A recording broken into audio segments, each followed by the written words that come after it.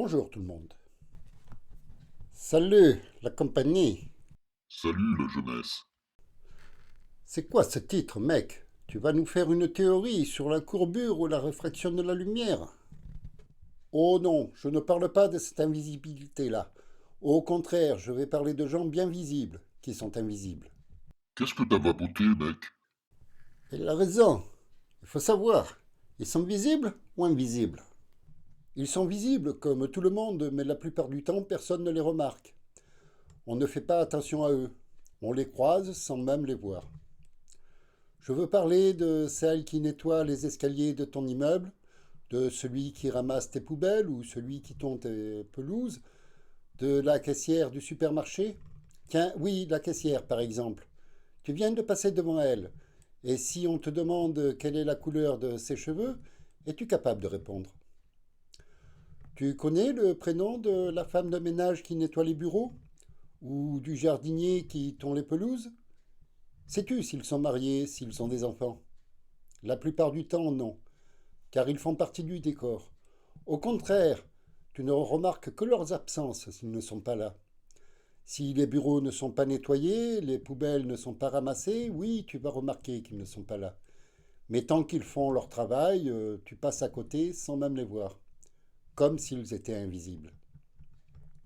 À tel point que lorsque la police veut passer inaperçue lors d'une enquête, ils prennent leur place et personne ne remarque leur présence. Mais pourtant, tous ces gens qui sont quasiment invisibles ne sont pas différents. Comme tout le monde, ils ont des besoins, des envies, des rêves. Mais leurs rêves, à eux, restent généralement que des rêves, car ils n'ont pas les moyens de se les offrir. Je vais vous parler de Lucien, l'un de ces invisibles. Et il a 42 ans, il est marié, il a une fille de 14 ans. Lucien s'occupe de jardin pour gagner sa vie. Ce n'est qu'un travail non déclaré qui ne lui rapporte que quelques euros. Mais Lucien a bien besoin de ce travail. Monique, sa femme, ce sont des heures de ménage qu'elle fait pour gagner sa vie. Travail également non déclaré. Ils travaillent dur, mais les fins de mois sont quand même bien difficiles. Pourtant, Chantal, leur fille, ne manque de rien. Ses parents font tout pour qu'elle est comme les autres, ceux dont les parents ont un vrai travail. Il ne se plaint pas, Lucien. Il travaille sans rien dire. Il sait bien qu'après tout, c'est quand même un peu sa faute s'il en est là. Il n'a pas eu de chance. La vie ne lui a pas offert ce qu'il espérait. Alors il ne lui reste que des rêves. Les rêves, au moins, personne ne peut lui prendre, puisque ce ne sont que des rêves. Son rêve serait d'habiter une belle grande maison comme celle de Jean-Philippe, où il tond la pelouse chaque semaine. Une maison avec une grande baie vitrée donnant sur une terrasse. Il la regarde souvent, cette terrasse, tout en tondant la pelouse. Mais il sait qu'il ne pourra y mettre les pieds que pour aller chercher son enveloppe, le maigre salaire qu'il va recevoir pour avoir pris soin du jardin de Jean-Philippe. Il n'a pas toujours été comme ça, Lucien. Autrefois, il avait un vrai travail. Il travaillait dans un dépôt-vente. Oh, ce n'était pas quelque chose de bien fantastique, mais c'était un vrai travail, avec un vrai salaire. Monique faisait quelques heures de ménage pour arrondir les fins de mois, et après tout, il ne s'en tirait pas trop mal. Et puis, un jour, Lucien a vu cette publicité sur Internet. La pub expliquait comment devenir riche en moins d'un an. On y voyait un trentenaire sortir d'une maison très design, monter dans une voiture de sport pour aller rejoindre son yacht, tout en expliquant qu'il y avait moins d'un an, il ne vivait que de petits boulots, et qu'à présent, il laissait son argent travailler pour lui. Si j'ai pu le faire, vous pouvez le faire, disait-il. Il suffisait d'investir de petites sommes en bourse, et la publicité garantissait des premiers retours sur investissement dès les premières semaines. Naïvement, Lucien y avait cru. Ce qu'il ne savait pas, c'est que ce trentenaire n'était qu'un acteur, qui en réalité tirait le diable par la queue, et qui était bien content d'avoir trouvé cette publicité, ce qui lui avait permis pour une fois de ne pas avoir de retard pour payer son loyer. Lucien s'était mis à rêver de devenir riche. Ce n'était pas si compliqué, en fait. Seulement voilà, Lucien n'avait pas d'économie à investir. Alors il a commis l'irréparable. Sa mise de départ, il l'a prise dans la caisse du magasin. Ce n'était pas un vol, non, juste un emprunt. Il comptait bien remettre l'argent dès ses premiers gains avant que le comptable ne s'en aperçoive. Puis continuer à investir ses bénéfices, jusqu'à ce qu'il ait assez pour offrir à sa famille une maison où il ferait bon vivre. Il s'imaginait déjà enfin sortir de son HLM et mener une vie sans fin de mois difficile. Seulement, voilà, les jours passaient et les actions qu'il avait achetées ne cessaient de baisser. Alors Lucien a pris peur. Il les a revendues à perte et racheté d'autres actions en espérant que celles-ci allaient lui rapporter rapidement un peu d'argent. Il n'a pas perdu d'argent sur ces actions-là, mais il n'a pas gagné non plus. Et les jours passaient. C'est alors que le comptable s'est aperçu qu'il y avait un trou dans la comptabilité. Le patron a convoqué tous ses employés et Lucien a préféré se dénoncer plutôt que de laisser les soupçons retomber sur l'un de ses collègues. Tout ce que Lucien a gagné, c'est de perdre son emploi, 6 mois de prison avec sursis et une dette qu'il aurait beaucoup de mal à rembourser. D'autant plus qu'à présent, il n'avait plus de travail. Quelque temps plus tard, un huissier était passé et lui avait saisi le peu qui lui restait. Mais ça n'avait pas suffi à éponger sa dette. Alors Monique a cherché à faire un peu plus d'heures de ménage. Lucien a bien cherché un autre travail, seulement à 42 ans, avec un casier judiciaire, les portes se refermaient toutes. Alors il s'estimait bien heureux de se tuer à la tâche pour s'occuper des jardins des riches pour seulement quelques euros, lui permettant peut-être pas d'assurer le quotidien, mais au moins le minimum. Jean-Philippe a quelques points en commun avec Lucien. Lui aussi, il a 42 ans, il est marié et a une fille de 14 ans. Mais leurs points en commun s'arrêtent là. Jean-Philippe n'a pas de soucis de fin de mois, lui. Bien au contraire, il gagne très bien sa vie. C'est un investisseur. Oh, lui aussi, il travaille dur. Mais il gagne en une seule journée ce que Lucien n'espérerait même pas gagner en un mois, voire même en plusieurs mois. Et pourtant, Jean-Philippe a des soucis lui aussi. Pas les mêmes que Lucien, non. Il vient de faire une campagne de publicité sur Internet pour inciter les gens à des revenus modestes à quand même investir en bourse. Cette campagne de publicité lui a rapporté un peu plus de 2 millions d'euros. C'est donc le bon moment pour s'offrir une nouvelle voiture, une Porsche. Mais il n'arrive pas à se décider sur la couleur de sa future voiture. Eh oui, Lucien ne se doute pas que chaque semaine, il vient tondre la pelouse de celui qui est à la cause de son malheur. Mais Jean-Philippe ne se doute pas non plus que plein de petits porteurs ont perdu leurs économies en faisant confiance à cette publicité. Lui, il n'a fait que leur proposer des investissements. Après tout, s'ils ont mal investi, ce n'est pas sa faute. Ludivine, la femme de Jean-Philippe, ne travaille pas. Son mari gagne suffisamment pour pallier à tous les besoins de la famille. Mais elle est pour autant très occupée, à faire du shopping par exemple.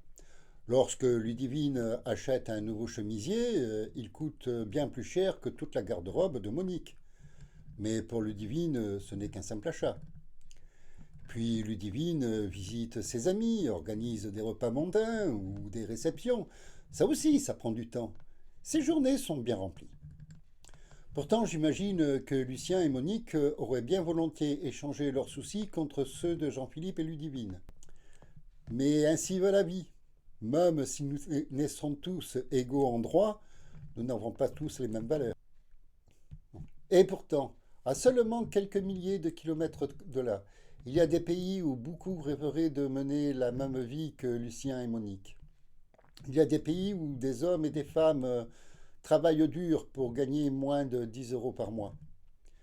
Mais eux aussi, ils sont invisibles, car ça se passe très loin de chez nous. Lucien ne se doute pas que depuis quelque temps, Chantal s'est mise à fumer en cachette. Alors que Morgane, la fille de Jean-Philippe, elle ne fume pas, elle. Mais un jour, elle est tombée fortuitement sur une petite boîte que Jean-Philippe avait mal cachée. Dans cette petite boîte, il y avait de la poudre blanche. Oh, la jeune fille a très vite compris quel en était l'usage. Morgane ne fume pas, mais elle sniffe en cachette. Eh oui, chez les riches, on ne fait pas dans la demi-mesure. Mais si ces deux jeunes filles continuent sur ce chemin, alors que Chantal prend le risque de développer un cancer aux alentours d'une soixantaine d'années, Morgane prend le risque de mourir d'une overdose avant ses 20 ans. Eh oui, chez les riches, on ne fait pas dans la demi-mesure. Alors, je pourrais vous dire qu'un jour, Jean-Philippe aurait pu aller voir Lucien pour lui demander de faire un travail particulier dans son jardin, puis les deux hommes auraient pu avoir une conversation informelle.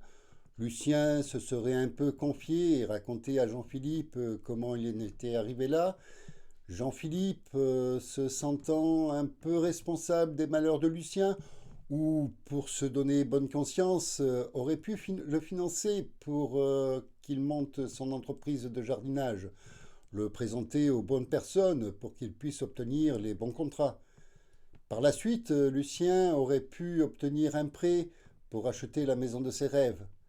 Une belle grande maison avec une baie vitrée donnant sur une terrasse. Monique n'aurait plus à faire des heures de ménage pour assurer les fins de mois. Ils auraient eu les moyens de payer des études à Chantal, et d'ailleurs, Chantal et Morgane auraient pu fréquenter la même CAF. D'ailleurs, Chantal et Morgane auraient pu fréquenter la même fac, et devenir amis, pourquoi pas. Oui, mais ça se serait passé comme ça dans un film hollywoodien. À part que dans la vraie vie, ce n'est pas comme ça que ça se passe. Lucien n'a pas d'autre contact avec Jean-Philippe que pour recevoir ses ordres et ensuite pour recevoir son enveloppe. Il va continuer à tondre des pelouses en rêvant devant ces belles grandes maisons. Monique continuera à faire des ménages et lorsqu'ils arriveront à l'âge de la retraite et n'ayant quasiment jamais eu de travail déclaré, ils ne pourront pas compter sur une vraie retraite. Alors ils continueront à travailler dur à un âge où ils auraient pu prétendre à avoir un repos bien mérité. Chantal va quitter l'école à 16 ans, sans aucun diplôme. Tomber enceinte à 17 ans d'un gars qui la laissera parce qu'il ne sera pas prêt à assumer. Ses parents feront bien sûr tout ce qu'ils peuvent pour l'aider. Et elle ne s'en tirera pas si mal, la petite Chantal, car elle décrochera un CDI dans une grande surface où elle travaillera comme caissière. Et lorsque tu passeras à sa caisse, tu ne la remarqueras même pas, car comme beaucoup, elle sera invisible, fondue dans le décor. Jean-Philippe, lui, va continuer à s'enrichir et Ludivine à faire son shopping. Morgane va entamer des études de droit, mais elle ne sera jamais diplômée, emportée à 19 ans par une overdose lors d'une soirée étudiante. Ludivine en fera dépression sur dépression. Quant à Jean-Philippe, c'est dans le travail qu'il trouvera un peu de réconfort pour tenter de supporter le décès de sa fille. Il prendra une maîtresse, bien plus jeune que lui. Elle lui coûtera cher. Il lui occasionnera un divorce qui lui coûtera encore plus cher. Mais après tout, il en a les moyens. Eh, mais arrête, mec! Il a raison. Ok, la vie est souvent injuste. Mais là, tu y vas un peu fort, non? Peut-on dire que la vie soit juste ou injuste? La vie n'est faite que d'une succession de décisions qui l'amènent dans une direction ou une autre. Ce n'est que toi, et toi seul, qui décides de la direction que prend ta vie. Non, la vie, tu la subis plus que tu ne la diriges. C'est vrai que dans la vie, tu n'as pas toujours les opportunités que tu voudrais. Souvent, tu ne peux pas prendre la meilleure décision, mais plutôt la moins pire. Mais il n'en est pas moins que ce sont ces décisions qui feront de ta vie ce qu'elle est. Tu avoueras quand même que la différence entre les deux, c'est que Jean-Philippe, il a plus d'options que Lucien pour prendre les bonnes décisions. Je dirais surtout que la différence majeure entre eux, c'est que l'un des deux est diplômé et pas l'autre. En cas de revers de fortune, Jean-Philippe pourra toujours tondre des pelouses. Mais Lucien n'aura jamais aucune chance d'occuper un poste comme celui de Jean-Philippe. Et là, je m'adresse aux jeunes. Ne quittez pas trop vite l'école. Profitez d'étudier pendant qu'il en est encore temps. Parce que vous pourrez toujours faire un boulot qui ne nécessite aucun diplôme, même si vous êtes diplômé, mais jamais l'inverse. Oh, c'est bien joli tout ça. Mais si tu ne n'es pas du bon côté de la barrière, les études, faut pas trop y compter. C'est vrai que les statistiques vont dans ton sens. Mais je peux citer un exemple, ma filleule, qui est issue d'un milieu très modeste et qui pourtant étudie sérieusement. Elle est à la fac, elle travaille pour se payer ses études, elle se donne les moyens de réussir. Elle ne prend pas la solution de la facilité, mais elle dirige sa vie de façon à avoir les bonnes opportunités. On ne doit pas partir perdant parce que la vie ne nous donne pas les bonnes opportunités. Il faut plutôt chercher les meilleures ou les moins pires et toujours chercher à aller de l'avant. C'est facile à dire, ça. Et oui, il a raison, Bob. Souvent, la vie te réserve de mauvaises surprises. Tu n'y es pour rien, mais tu les subis. Et ta vie prend une direction que tu n'avais pas choisie. Oui, c'est vrai. Tu sais qu'autrefois, j'étais antiquaire. Et justement, tu ne l'es plus. Et à l'époque, je gagnais très bien ma vie. Et je n'imaginais pas faire autre chose. Et puis une guerre s'est déclarée très loin de chez nous. Saddam Hussein venait d'envahir le Koweït. Je ne sais pas pourquoi les Français se sont mis à paniquer. Ils se sont mis à stocker du sucre, de la farine, de l'huile et même de l'essence. Et bien sûr, les antiquités n'étaient plus sur leur liste d'achat. Du jour au lendemain, mon chiffre d'affaires n'a cessé de baisser. Alors, pour parer au plus pressé, j'ai fait vivre mon commerce sur sa trésorerie, en espérant que les affaires reprennent. Et puis j'ai bradé une partie du stock sans pouvoir le renouveler, en espérant toujours une reprise. Ensuite, j'ai dû vendre à perte une autre partie du stock et puis les plus belles pièces pour faire face aux frais. Et puis un peu plus d'un an s'était écoulé lorsque j'ai dû me résoudre à mettre la clé sous la porte. Mon train de vie avait considérablement baissé. J'avais dû quitter une villa pour un petit appartement. Et pourtant, je n'y étais pour rien dans cette guerre. Mais ça m'avait directement impacté. Ensuite, j'ai cherché à me reconvertir dans ce que je savais faire, la vente. J'ai donc cherché une place de VRP. Mais n'étant pas le seul dans le même cas, et bien d'autres commerces ayant fermé avant moi, les meilleures places de VRP avaient déjà été prises. Tour à tour, j'ai vendu des encyclopédies, des accessoires de voiture, produits d'entretien ou ustensiles de cuisine. Mais trop petites commissions sur les ventes, des salaires un peu trop aléatoires, j'ai décidé de changer du tout au tout et j'ai pris un poste d'agent de sécurité. Le salaire n'était pas merveilleux, mais au moins il était fixe tous les mois. J'ai travaillé plusieurs années comme agent de sécurité. Et après tout, beaucoup de monde vivent avec un SMIC et vivent très bien comme ça. Mais j'ai voulu prendre le risque d'avoir mieux. Je dis prendre le risque parce que lorsqu'on essaie de faire quelque chose, il y a toujours une prise de risque. Mais les risques, ça se calcule. Il faut chercher à les minimiser. Ce que Lucien n'avait pas fait lorsqu'il a voulu investir en bourse. J'ai tout d'abord étudié les possibilités, puis négocié mon départ avec mon patron qui me gardait ma place durant un an. Ensuite, j'ai chargé la moto avec une toile de tente, un sac de couchage, quelques vêtements, et suis parti pour l'Irlande. Pourquoi l'Irlande? Parce que à l'époque, c'était le plein emploi et le pays accusait 8% de croissance annuelle.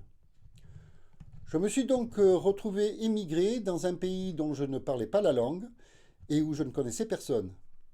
Je pensais avoir bien anticipé les risques, sauf que j'imaginais que ce soit pas aussi dur que ça d'apprendre à parler anglais. J'ai quand même mis 3 ans à parler couramment cette langue. Il m'a fallu 2 mois pour trouver un travail, dont personne ne voulait. Eh oui, quand il n'y a pas de chômage, ce sont les salariés qui choisissent leur travail. Mais pour motiver à le faire, un sale travail est généralement mieux payé. Alors, non, je n'aime pas mon travail. Mais oui, j'aime bien mon salaire. À présent, le garage de la maison que je loue est plus grand que l'appartement que j'avais en France. ma condition est bien meilleure que celle que j'ai quittée. Je ne dis pas que j'ai réussi, que j'ai eu raison ou non d'avoir pris cette décision. Je ne conseille même pas d'en faire autant. Je n'ai fait qu'essayer de tirer le meilleur parti des opportunités qui se présentaient. J'ai pris des risques, j'ai forcé la chance, j'ai obtenu moins que ce que j'espérais, mais j'estime avoir été de l'avant. Mais tu as quitté un pays ensoleillé pour un autre où il pleut tout le temps. Eh oui, chaque médaille a son revers. Et même s'il m'arrive de regretter d'avoir fait ce choix, ma vie n'est que le résultat d'une succession de choix, plus ou moins bons. Plus tu mets la barre haut et plus tu peux obtenir de choses, mais plus tu prends de risques et plus dure est la chute en cas d'échec. On ne peut pas blâmer ceux qui n'ont pas réussi, car souvent ceux qui ne prennent pas de risques conservent ce qu'ils ont, et ceux qui ont pris des risques ont tout perdu. On peut admirer ceux qui se sont donné la peine de réussir, mais pour autant toujours avoir aussi de la compassion et de la considération pour celles et ceux qui sont tellement communs qu'on aurait tendance à ne plus les voir, car personne ne doit être invisible. Tous, autant que nous sommes, nous avons un point en commun, une vie que nous méritons de vivre dans les meilleures conditions possibles. Eh bien, je vais vous laisser méditer là-dessus. Comme d'habitude, n'hésitez pas à approfondir le sujet, parlez-en les uns avec les autres pour avoir plusieurs points de vue. Et puis, vous pouvez laisser votre avis en commentaire, en restant toujours sympa et courtois, bien sûr. Vous pouvez également partager cette vidéo pour faire connaître à celles et ceux qui ne connaîtraient pas encore la chaîne.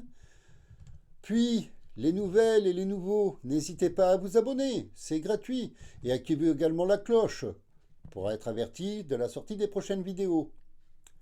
Mais pour tout le monde en général, si la vidéo vous a plu, dites-le avec votre plus beau pouce en l'air. Allez, salut l'équipe. C'est vrai, que l'on soit balayeur ou PDG d'une grande entreprise, nous avons tous autant de valeur les uns que les autres. Salut la jeunesse, et likez, commentez, partagez et revenez à la prochaine vidéo. Prenez toujours le temps et le plaisir d'apprendre. Au revoir à tous et à très bientôt.